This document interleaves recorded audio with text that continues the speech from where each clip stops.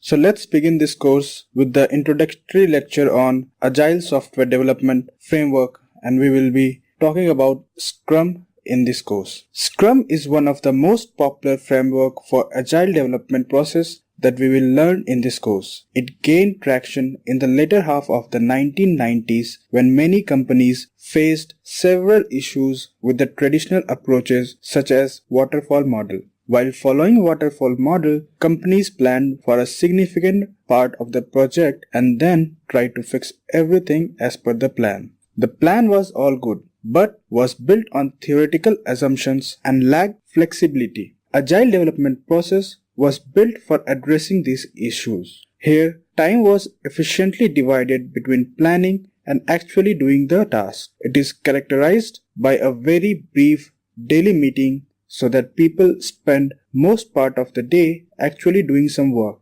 Daily meetings ensures keeping up pace with the planned schedule and helps the manager take corrective actions. The daily monitoring and control ultimately leads to timely delivery of the projects. Potential benefits of using Agile development process over traditional approaches include delighted customers. Customers are delighted because of timely delivery of the project and the quality of the same. As this process reduces slack and everyone works with greater visibility and responsibility, employees become owners of their deliverables. With timely delivery and improved finances, companies can better take care of the employees, and this whole process enhances their morale. In general, cost of changes increases exponentially in traditional approaches, while in Agile framework, costs does increase, but the rate of increase is far lower than the traditional approach. So all in all the stakeholders are happy, and this leads to competitive edge for the organization as a happy customer generates more revenue for it and enhanced reputation in the market attracts best of talents and improved bargaining power of the company. So, given all the benefits of Agile development process, is it applicable everywhere? The answer will be no. We can use it in the most complex case scenarios subject to restrictions that it would need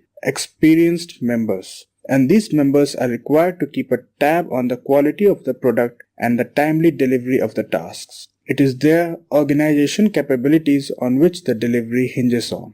Also, as the minimum time has been spent while planning or documenting, the end result is unknown, and in absence of end result, management may ask modifications time and again. These modifications will certainly take extra time of the members, and if these variances are very high, then it can lead to larger deviation from the scheduled time and budget and may lead to lower employee morale.